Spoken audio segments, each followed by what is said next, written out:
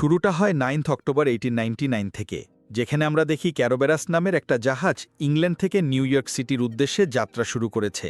এই শিপের মধ্যে ছিল মোরা ফ্র্যাঙ্কলিন নামে এক মেয়ে, যে একজন ব্রেইন সায়েন্টিস্ট। সে রাতে এক স্বপ্ন দেখে, যেখানে নিজেকে পায় একটা মানসিক হসপিটালের মধ্যে।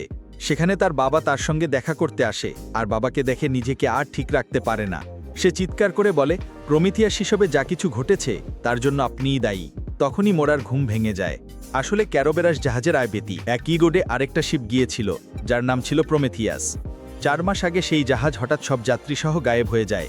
এই খবরটা পুরো পৃথিবীর জন্যই বড় ঘটনা হয়ে দাঁড়ায়, কারণ প্রমেথিয়াস শিপে ছিল অনেক বড় বড় ব্যক্তি। যদিও মোরা জানে এটা স্বপ্ন, তবু তার মনে হয় স্বপ্নটার ভেতর কোথাও যেন বাস্তবতা লুকিয়ে আছে। তার অতীতের অনেক কিছুই মনে নেই। এর আগের দিন তার ভাই নিউ ইয়র্ক থেকে তার জন্য একটা টিকিট পাঠিয়েছিল, যাতে মোরা নিউ ইয়র্কে গিয়ে নিউ ইয়র্ক উদযাপন করতে পারে। এই পুরো জাহাজে প্রায় 1500 যাত্রী ছিল। তবে সবাই এক এক ক্যাটাগরিতে ভাগ হয়েছিল। কিছু মানুষ ওয়ার্কার ক্লাসে, কিছু লোয়ার ক্লাসে, আর কিছু ফার্স্ট ক্লাসে। মোরা ফার্স্ট ক্লাসে ট্রাভেল করছিল, আর ফার্স্ট ক্লাসে অন্য কোনো ক্লাসের মানুষ প্রবেশ করতে পারত না। মোরার সঙ্গে আরও কয়েকজন যাত্রীও ছিল। এর মধ্যে ছিল এক গেই কাপল, যারা সবার সামনে ভাই পরিচয় দিত, কারণ সমাজে তাদের স্বাধীনতা ছিল না।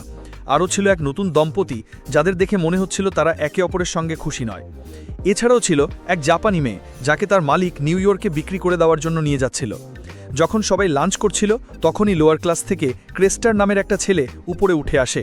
সিকিউরিটি গার্ডরা তাকে ধরে ফেলে, কিন্তু সে কাঁদতে কাঁদতে বলে, আমার বোন প্রেগনেন্ট, ওর শরীর খারাপ, আমার ডাক্তার লাগবে। যদিও এখানে ডাক্তার ছিল, তবু সে লোয়ার ক্লাসে যেতে চাইছিল না। মোরা ডাক্তারি পড়েছে, তাই সে ছেলেটির সঙ্গে গিয়ে তার প্রেগনেন্ট বোনের সাহায্য করে। এরপর আমরা দেখি সেই দম্পতিকে, লুসিয়ান এবং কিলি, যারা আসলে হানিমুনে বেরিয়েছে, কিন্তু সম্পর্কটা ভালো নয়। ওদিকে লোয়ার ক্লাসে মোরা কিছু ভিশন দেখতে পায়, যেগুলো সে আগে দেখেছে কিন্তু ঠিক মনে করতে পারে না। সে চরম নার্ভাস হয়ে যায় আর সেখান থেকে বেরিয়ে আসে। তখনই সেখানে জাহাজের ক্যাপ্টেন আইক মোরাকে বলে, আপনি একজন প্রথম শ্রেণীর যাত্রী, তাই নিচে যেতে পারবেন না। আসলে ক্যাপ্টেন আইক সবসময় বিষণ্ণতায় থাকত, কারণ 2 বছর আগে তার স্ত্রী আর সন্তান মারা গিয়েছিল তার এক ভুলের কারণে। ঠিক তখন ক্যাপ্টেনের একজন লোক এসে জানায়, আমরা ওই শিপ থেকে সিগন্যাল পেয়েছি। ক্যাপ্টেন নিচে গিয়ে সিগন্যাল চেক করে অবাক হয়ে যায়, কারণ এই সিগন্যাল আসছিল প্রমিথিয়াস শিপ থেকে, যেটা 4 মাস আগে হঠাৎ নিখোঁজ হয়ে গিয়েছিল। সবাই অবাক হয় যে 4 মাস ধরে কেউ না খেয়ে না পান করে কিভাবে সমুদ্রে বেঁচে থাকতে পারে। দেখা যায় প্রমিথিয়াস জাহাজটি মাত্র 7 ঘন্টার দূরত্বে রয়েছে। তারা সিদ্ধান্ত নেয় তারা প্রমিথিয়াসের কাছে যাবে, তাই সমস্ত রুট পরিবর্তন করে নিজেদের শিপ নিয়ে প্রমিথিয়াসের দিকে রওনা দেয়, এবং এই সিদ্ধান্তের কথা শিপের কোনো যাত্রীকে জানায় না। এমনকি কর্মরত শ্রমিকরাও বুঝতে পারে না যে জাহাজটি কেন মোরা যাচ্ছে। ধীরে ধীরে সব প্যাসেঞ্জার জেনে যায় যে জাহাজ ঘুরিয়ে প্রমিথিয়াসের দিকে নেওয়া হয়েছে। মোরা একের সঙ্গে দেখা করে জানায় সেও তাদের সঙ্গে প্রমিথিয়াসে যেতে চায়, কারণ একজন ডাক্তার থাকলে ভালো হবে। ক্যাপ্টেন রাজি হয়। তারপর ক্যাপ্টেন সবার সামনে ঘোষণা করে তারা প্রমিথিয়াস শিপে যাবে এবং সেখানে যদি কেউ বেঁচে থাকে তাদের রেস্কিউ করবে। কিন্তু প্যাসেঞ্জাররা তার এই সিদ্ধান্তের বিরোধিতা করে, তবুও ক্যাপ্টেন তার সিদ্ধান্তে অটল থাকে। এই খবর শুনে লুসিয়ান খুবই ঘাবড়ে যায়, হাত পা কাঁপতে থাকে, আর কিলির কাছ থেকে লুকিয়ে একটা ওষুধ খায়। এরপর দেখা যায় এক ওয়ার্কার ওলেক, সে একপাশে বসে খাবার খাচ্ছিল। তখনই সেখানে জেরোম নামে এক লোক আসে, যে লুকিয়ে জাহাজে উঠেছিল। জেরোম তাকে ক্ষুধার্ত দেখে খাবার দেয়। লম্বা যাত্রার পর অবশেষে তারা প্রমিথিয়াসের কাছে পৌঁছে যায়। তখন ক্যাপ্টেন ও তার কয়েকজন সঙ্গী একটি ছোট্ট নৌকায় করে প্রমিথিয়াসের ভেতরে প্রবেশ করে। তারা গিয়ে দেখে পুরো জাহাজে একটিও মানুষের চিহ্ন নেই, এমনকি কোনো মৃতদেহও নেই, অথচ সেই জাহাজে অনেক যাত্রী থাকার কথা ছিল। এরপর ক্যাপ্টেন কন্ট্রোল রুমে যায়, যেখান থেকে সিগন্যাল পাঠানো হয়েছিল, কিন্তু সেখানে গিয়ে দেখে সেই সিগন্যাল মেশিনটাই ভাঙা। ঠিক তখন মোরা দেখে মাটিতে একটা সবুজ রঙের বিটল পোকা, যেটা এগিয়ে চলে। মোরা সেই পোকাটির পেছন পেছন গিয়ে দেখে পোকাটি একটা কেবিনে ঢুকে যায়, যেটা বাইরে থেকে বন্ধ ছিল। দরজা খুলে তারা দেখে ভেতরে একটা ছোট্ট ছেলে চুপচাপ বসে আছে, তার হাতে একটা ছোট্ট পিরামিড। সবাই অবাক হয়, সব মানুষ যদি উধাও হয়ে যায়, এই ছেলেটা এখানে কিভাবে রইল। তারা ছেলেটাকে নিজেদের জাহাজে নিয়ে আসে, কিন্তু প্রমিথিয়াস থেকে আরেকজন লোক চুপি চুপি তাদের জাহাজে ঢুকে পড়ে, যার হাতেও ছিল সেই একই সবুজ রঙের পোকা। সেই লোকটি মোরার পাশের কেবিনে থাকে, যেখানে সেই ছেলেটিকেও রাখা হয়। পরের দিন সেই লোকটি নিজের নাম বলে ড্যানিয়েল। মোরা তাকে চিনতে পারে না, কিন্তু ড্যানিয়েলের আচরণ দেখে মনে হয় সে মোরাকে খুব ভালো করেই চেনে। এরপর মোরা নিজের কেবিনে ফিরে দেখে সেই ছেলেটাও রুমে বসে আছে। মোরা লক্ষ্য করে ছেলেটির গলার পাশে একটা উল্টো পিরামিডের চিহ্ন আছে, যেটা তার ভাইয়ের চিঠির মধ্যেও দেখেছিল। যে চিঠির সঙ্গে তাকে নিউ ইয়র্কের টিকিট পাঠানো হয়েছিল। মোরা ছেলেটিকে পিরামিড নিয়ে অনেক প্রশ্ন করে, কিন্তু ছেলেটি কোনো কথা বলে না। আসলে সে কারো সঙ্গেই কথা বলে না। সেখানে সে কিছু জিনিস চেক করে এবং নিজের টেবিলের উপর একটা মেডেল রেখে দেয়। কিলির আসার শব্দ শুনে ম্যাটোডিন নিচে লুকিয়ে পড়ে। এরপর কিলি সেই মেডেলটা ড্রয়ারে ঢুকিয়ে ওয়াশরুমে চলে যায়, আর এই সুযোগে জেরোম সেখান থেকে পালিয়ে যায়। এদিকে ক্যাপ্টেন সেই আওয়াজের পিছু করতে করতে এক রুমে পৌঁছে যায়, যেখানে সে হঠাৎ নিজের পুরো ফ্যামিলিকে দেখে। সে বড় মেয়েকে জড়িয়ে ধরে, কিন্তু তখনই পুরো ঘরে আগুন ধরে যায়। এরপর সে আবার আরেকটি স্থানে পৌঁছায়, যেখানে সে সেই সবুজ বিটাল পোকাটি দেখে, যেটা প্রমিথিয়াসে দেখেছিল। পোকাটির পিছু করতে করতে সে একটি টানেলে ঢুকে পড়ে, যা সোজা গিয়ে শেষ হয় তার নিজের বেডের নিচে। নিজের বেডের নিচে লুকানো সেই সিক্রেট টানেল দেখে সে খুব কনফিউজ হয়ে যায়। টানেলের দরজায় একটা ট্রায়াঙ্গেল এবং লাইনযুক্ত চিহ্ন ছিল, যে চিহ্ন পুরো জাহাজেই আছে।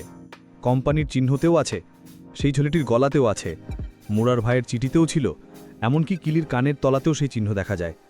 এই চিহ্নের মানে কি সেটা আমরা পরে জানতে পারি। ক্যাপ্টেন সোজা মোরার রুমে আসে আর সেই ছেলেটাকে জোরে ধরে প্রমিথিয়াস শিপের ব্যাপারে জিজ্ঞেস করে। আইকের এমন আচরণ দেখে মরা তাকে রুম থেকে বের করে দেয় আর বলে সে এখন ঠিকভাবে ভাবতে পারছে না, বিশ্রাম দরকার। এদিকে শিপের লোকেরা জেরোমকে ধরে ফেলে আর তাদের মধ্যে প্রচণ্ড লড়াই হয়। ড্যানিয়েল দেখা যায় তার কাছে থাকা সবুজ বিটাল লোয়ার ক্লাসে ছেড়ে দেয় আর সেটার সাহায্যে গ্রেটাকে উপরে নিয়ে আসে। ড্যানিয়েল তাকে দেখে আগেই ক্ষমা চায়, হয়তো সে গ্রেটার ক্ষতি করতে যাচ্ছে। এরই মধ্যে জাহাজের সব কম্পাস, যেগুলো দিক নির্দেশ করে, নষ্ট হয়ে যায়। এরপর ক্যাপ্টেন আবার সবার সামনে ঘোষণা করে যে তারা প্রমিথিয়াস জাহাজকে নিজেদের শিপের সঙ্গে বেঁধে আবার ইউরোপে ফিরিয়ে নিয়ে যাবে। এই ঘোষণায় সব প্যাসেঞ্জারের মাথা গরম হয়ে যায়। মিসেস উইলসন বলে বেশিরভাগ প্যাসেঞ্জার চায় যাত্রা চালিয়ে নিউ ইয়র্কে যেতে। এদিকে শিপের কিছু সদস্য ঠিক করে ক্যাপ্টেনের সিদ্ধান্তের বিরুদ্ধে যাবে আর সেই ভৌতিক প্রমিথিয়াস জাহাজটাকে ডুবিয়ে দেবে। আর জাহাজের এক সদস্য সেবাস্টিয়ানকে কেউ সিক্রেটলি ট্রায়াঙ্গল সিম্বলযুক্ত কিছু মেসেজ পাঠাচ্ছে। এরই মধ্যে ক্যাপ্টেন গ্রেটার জাহাজ দেখে আর মনে হয় এর পেছনে প্রমিথিয়াসের কোনো রহস্য আছে। তারা ভাবে সবকিছুর ভেতর গভীর রহস্য আছে। তাই ফিরে যাওয়ার আগে ক্যাপ্টেন আর মোরা আবার একবার প্রমিথিয়াস জাহাজে যায়। তারা রুমের বেডের নিচে টানেল দেখে, কিন্তু ভেতরে গিয়ে দেখে কোনো পথ নেই, সব দিকই অদ্ভুতভাবে কালো টাইলস দিয়ে ঢেকে রাখা। এদিকে মোরা না থাকায় সেই ছেলেটির কাছে ড্যানিয়েল আসে। আসলে ড্যানিয়েল তাকে চেনে এবং তার নিজের এক মিশন আছে। তারপর ক্যাপ্টেন একটা লিস্ট পায়, যেখানে প্রমিথিয়াসের যাত্রীদের নাম আছে যারা নিখোঁজ হয়েছিল। সেই লিস্টে মোরার নামও আছে। এটা দেখে ক্যাপ্টেন অবাক হয়ে যায় আর মোরার দিকে সন্দেহ করতে শুরু করে। ভাবে যদি সত্যি মোরা 4 মাস আগে প্রমিথিয়াসের রওনা দেয়, সে বেঁচে ফিরে এলো কিভাবে, আর কেন আবার এই যাত্রায়। তবে ক্যাপ্টেন মোরাকে কিছুই জানায় না। তারা দুজনেই শিপে ফিরে আসে। তখন ক্যাপ্টেন জানতে পারে লোয়ার ক্লাস আর কিছু সদস্যরা বিদ্রোহ ঘোষণা করেছে, কারণ সবাই এই ট্রিপের জন্য অনেক কষ্ট করে টাকা জমিয়েছিল। এর ওপর এখানে এক মেয়ের মৃত্যু হয়েছে।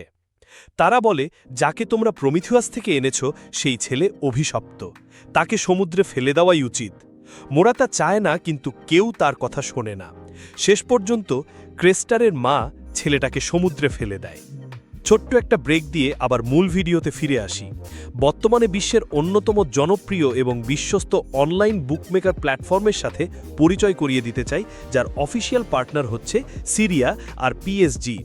এই অ্যাপে তুমি সব লাইভ ম্যাচের রেজাল্ট দেখতে পারবে, এমনকি লাইভ ম্যাচও দেখতে পারবে।